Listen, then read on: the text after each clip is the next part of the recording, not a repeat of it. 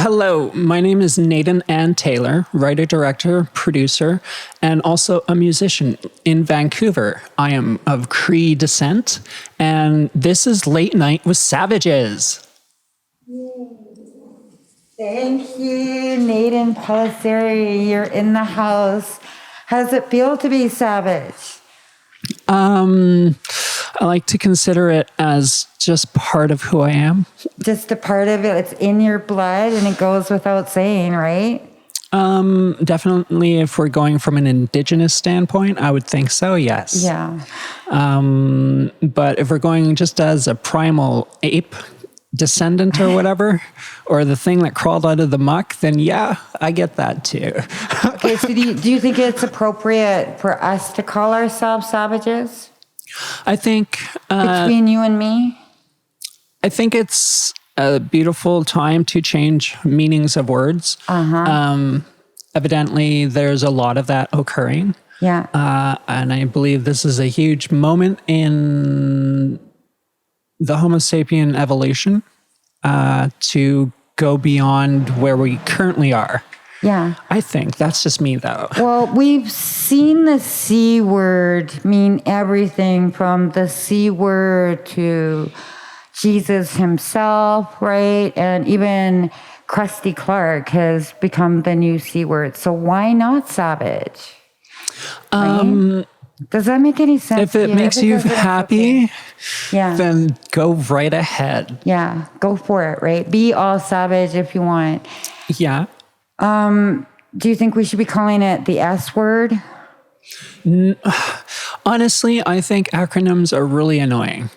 Okay, And so no, I say go all in with the go savage. all in. If you're going to do anything, this is my theory anyways. Okay. If you're going to do anything, you go all in or nothing. Okay. Because it's like you don't get another chance usually to redo your life. And so I think, use the whole word. That's what it's there for. Use the whole word. Use your words. Your vocabulary. Is it okay, though, for Caucasians to call themselves savages since, we have been talking a lot about appropriation? Okay, now if we're talking that... Not that you're the authority.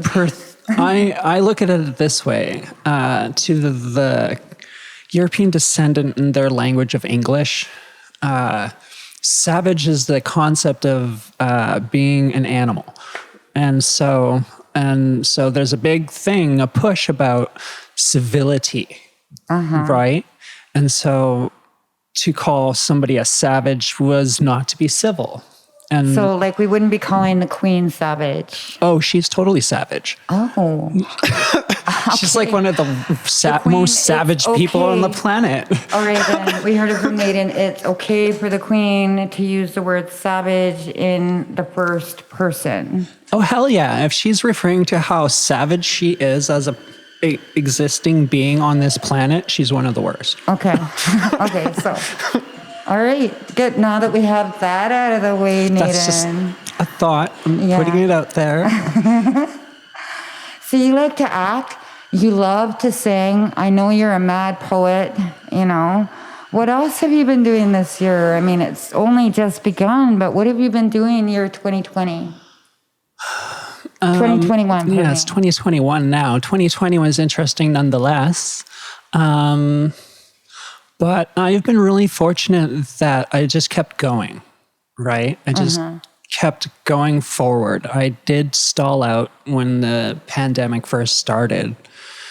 Went a little crazy, to be perfectly honest. I was really quite concerned. Did a lot of researching. I spent hours and hours, days and days, up to months of just searching stuff on the internet because you had nothing better to do. And so, what were you searching for? Answers, really. I was searching for answers. That's what they made the device for. And so... usually when I Google myself, but no, you were out there searching for answers. Yeah, no, I ask the mechanical god many questions. And that to me is the function of the internet.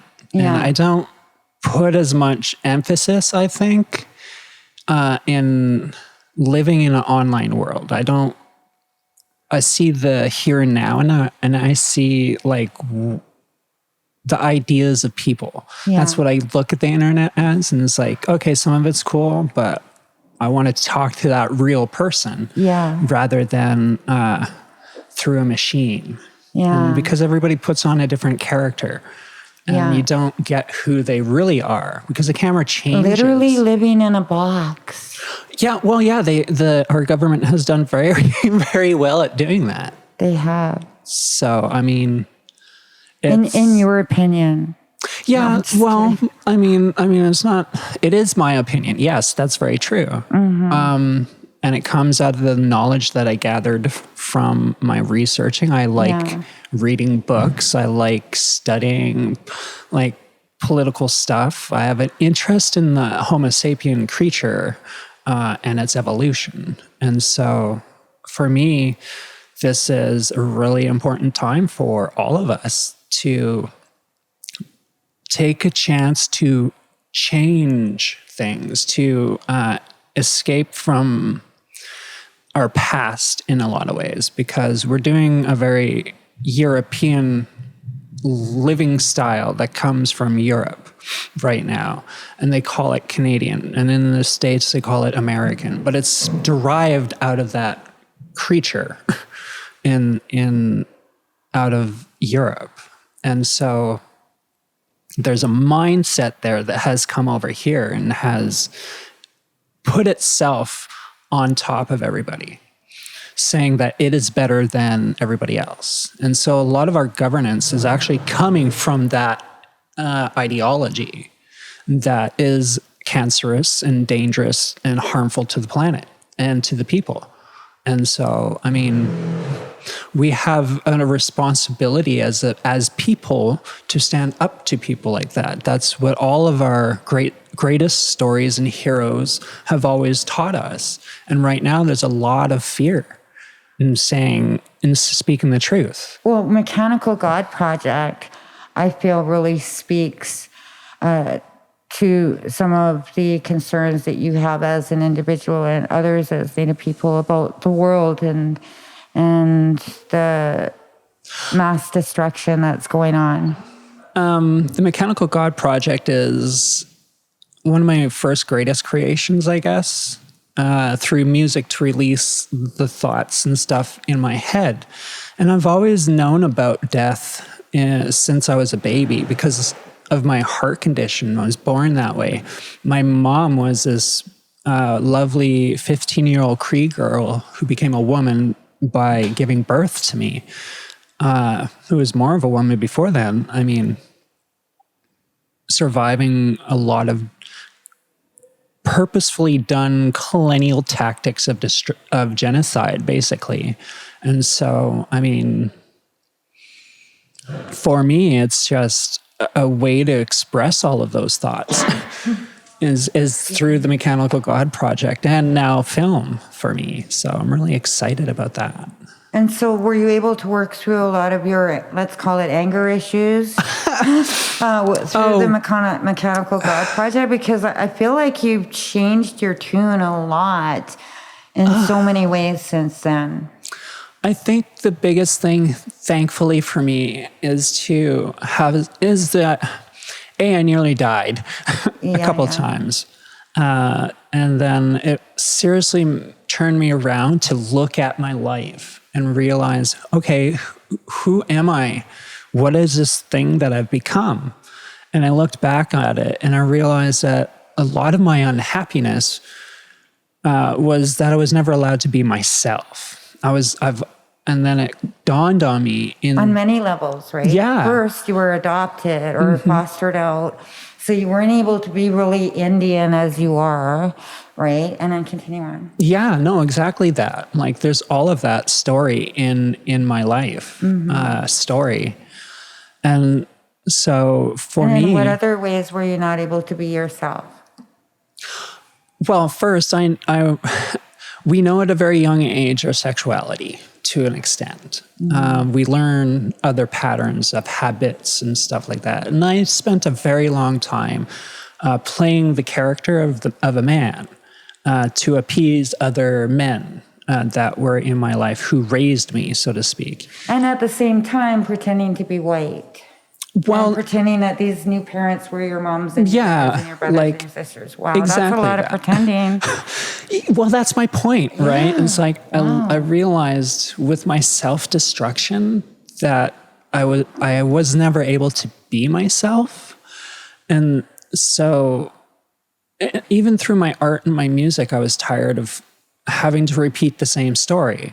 Because really, that's all it really feels like to me. Is like, okay, I'm repeating a story that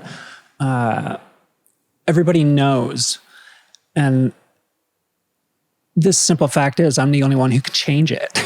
Yeah. Because it's my life. It's my story. And a lot of the people that I was looking up to aren't even a part of my life. And they have alienated me, ostracized me, or they've died, or they've disappeared on the street somewhere. And it's like...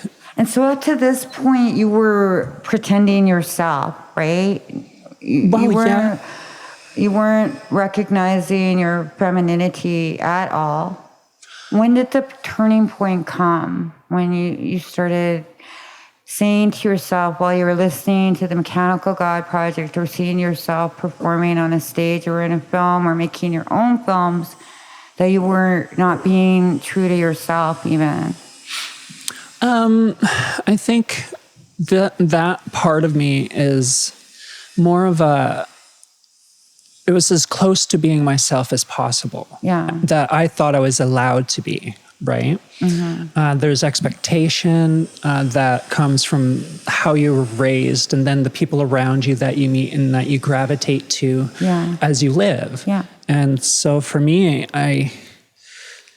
music was that one place where some of it could be. And then I started with a very punk look and sound, and very Marilyn Manson influenced in how I looked and presented myself. Like, it was okay to be outlandish and freakish, as they call it, gothic or whatever. Yeah. But it was also a costume for me to hide in as much as anything.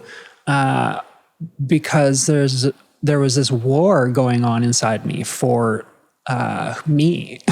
Yeah. And like I got in trouble as a kid, like picking out clothes. You pick out the wrong item, right? And it's like, no. And so I learned to be ashamed of these things. I learned that it was bad. I learned that being feminine was bad. Being a girl was bad. And so that had always stuck with me for a very long time. But it kept coming back to that point. Like, I did all these cool things as in the male form or whatever, but it always would come back to like me staring back. Like I couldn't even look at myself in a mirror most of the time. I spent a lot of my time not wanting to look in the mirror, and I didn't want to look at pictures of me because I didn't know who that was. It's like, that's just this character that I am forced to play. Yeah. And really, I look at it now as like that character also tried to kill me in my suicide and drug addiction and alcoholism because I couldn't be myself. I got into drugs only primarily to try to feel happy. What drug did you choose? My DOC is cocaine. Oh, yeah. And then... You like to be up. What was that? You like to be up.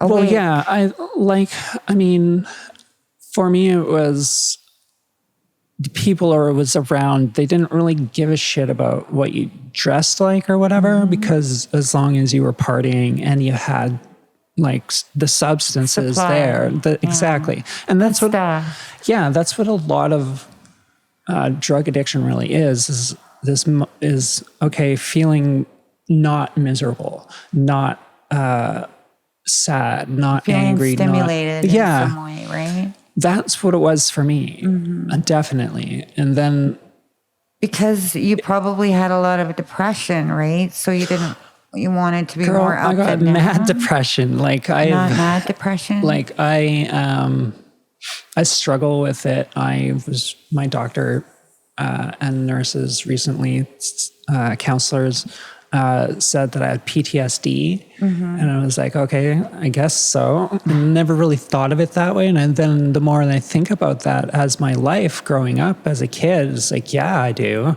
Yeah. It's like that wanting to always be accepted, but you don't know why they don't let you be you, right? You had to be a different way. You had to be this other person. And why aren't you letting yourself be you too on top of it all at this age and time in your life? And I looked at it like after I survived my suicide attempt, this is what my next film is about. That's in post-production now. Great.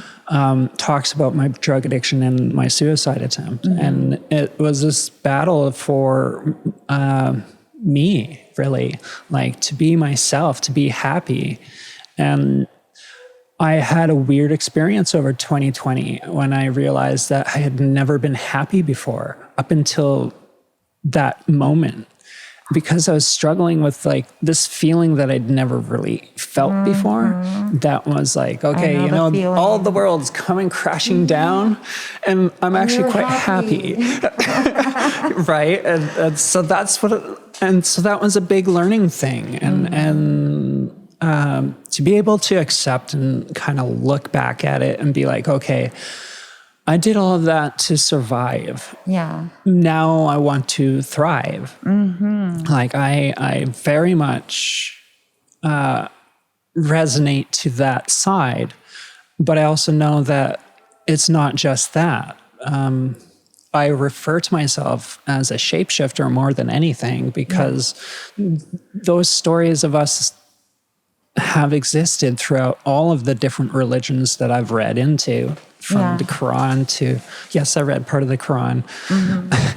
Like I've read different things. Like I love the idea and the stories of the species, right? And so for me, it's just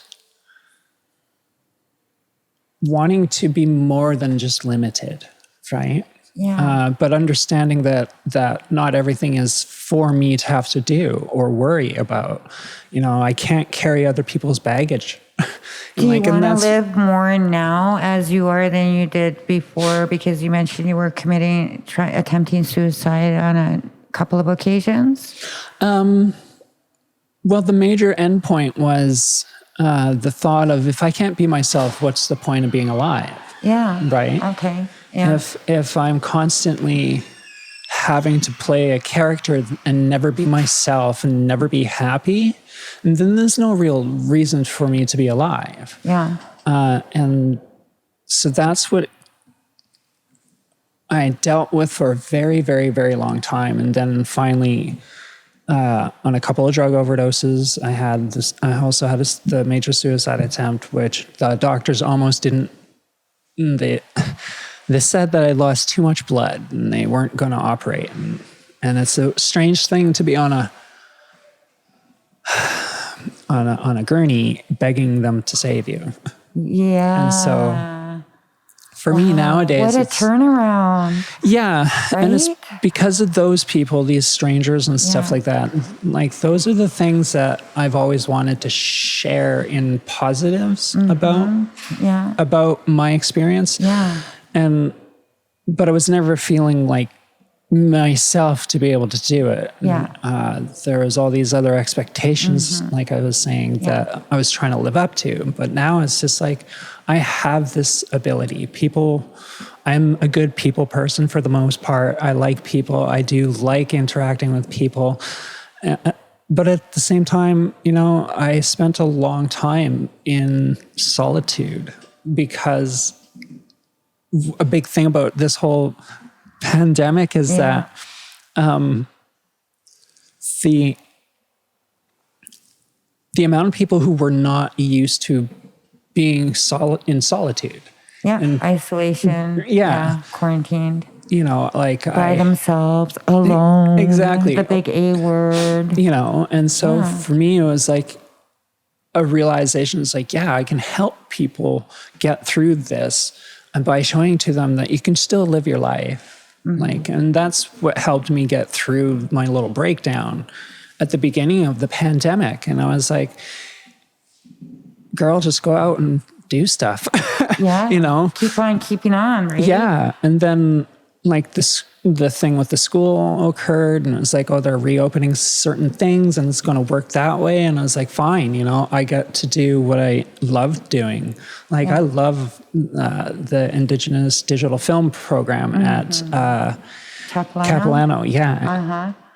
Like that program itself saved me in a lot of ways. Who are some of your mentors? A really wonderful person that I do look up to is Greg Coys. Greg Coys. Yeah, me too. He does animation too as well. And We've had some, you know, our little moments where we don't see each other properly, I guess. And so we've been able to keep going beyond that. And this film that I've been doing, that's called Last Meal or Breakfast with Tiffany. Okay. That's the full title. Yeah. Last Meal or Breakfast with Tiffany is currently there's a lot of acclaim to it right now. There's a lot of expectation for its success because of, as a showcasing piece for the program. My another instructor who I really love working with so far is Cliff Hokinson. Oh, yeah. Who's a professional director of photography in film. And so to have his guidance and mentorship to make the film that we've made, like, I'm so happy about it. Like I'm beyond excited. I know I don't look like it, but I've always been very subtle. Yeah, you're exploding inside, right? Exactly. I can hear it in your voice, how excited you are. And I can feel your vibe. Well, this is good. Yeah. So, anyways. It's the real deal. You know, Nayden, I've seen you through a lot. I've seen you through this change. I like you both ways. To be quite honest, I love you either way. I can get you, share some time and space with you. It's always my pleasure forever.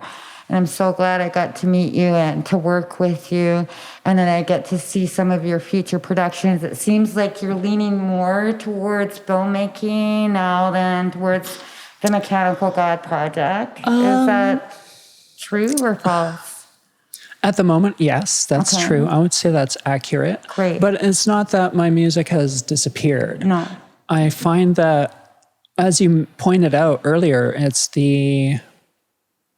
I'm in a phase where I'm switching how I want to hear myself. Yeah. And definitely working on my voice so that I can have both characters involved in the performance. Yeah. And I think when the time comes and I return to the stage for music, I think people are going to enjoy the new style that's there, the new influence.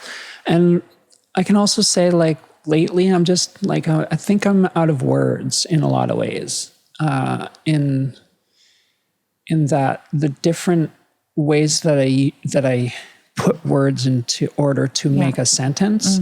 I'm choosing different words now in attempting to explain and show to people, you know, that, again, I find myself wanting to give people hope. Yeah. Because there just seems to be so many people that are scared out of their minds, which is unfortunate because that seems to be what our governments, not just Canada, but in all the different major governments, that's what they want people to be. And it's just like, that's the worst governance in a long time, right? As a species, we should be all ashamed of ourselves for allowing these people to rule over us through such blatant fear. And I don't abide with that at all. So it's way easy for you to translate hope and messages of inspiration through filmmaking. And you can still throw in some music. Oh, yeah. On your soundtrack and everything. Always remember, give me a call when you need some extras. I'm always good at being an extra. Oh, right? sweetie, I will Background. write you a piece. Okay, If I can be like good. Shakespeare for a I'll little come in there bit, with my live stream and get into everybody's face. I will do that. I will remember to do that. All right, thank you, Nayden. It's been a pleasure, and we're gonna see you again on Late Night with Savages. You have a great year in the meantime, and produce by any means necessary. Thank you very much for having me. It was a wonderful conversation. I do miss conversations. Me too. And Face to face. yes, thank you so much.